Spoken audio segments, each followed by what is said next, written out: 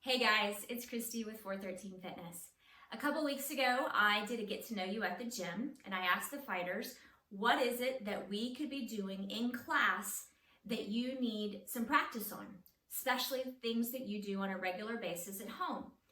Overwhelming response was bed mobility, whether getting out of bed or rolling over in bed.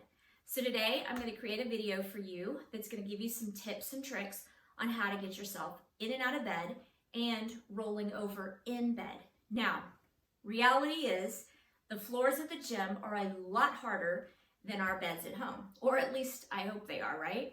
And so you may have to practice these tricks with your cornermen. You may have to watch this video a couple of times and work on some of these exercises before you really get it down.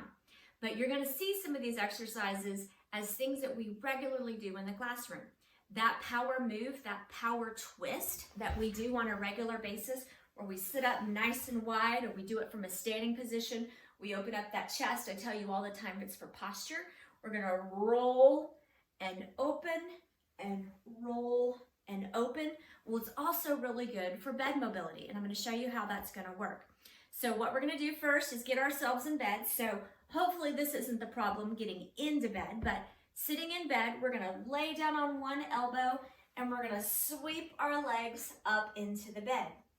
Once we get in bed, hopefully you're nice and comfortable and you've gotten 8 full hours of sleep, right?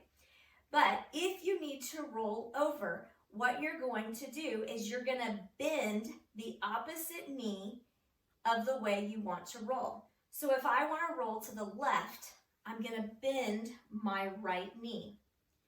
I'm gonna tuck my left hand behind my neck. I want you to imagine that your elbow is a blinker pointing in the direction that you want to go. I'm gonna open that book with the opposite hand, knee that's bent. I'm gonna push off that knee. I'm gonna use that momentum from that hand, and I'm gonna roll myself over. That's how I'm gonna roll myself over in bed. Now, if I wanna roll myself over getting out of bed, I'm gonna roll in the direction. So I'm going to bend the opposite foot, bend the opposite knee, placing that hand underneath my neck. That elbow is the blinker pointing in the direction I'm gonna go. I'm gonna open that hand out. Obviously, I need to get out from under the covers in order to do this, right? So I'm gonna push off that and I'm gonna log roll over to one side.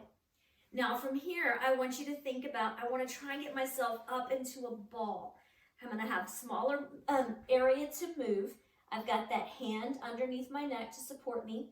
I'm going to push off the edge of the mattress, or I might have a bedside table that I can push off of.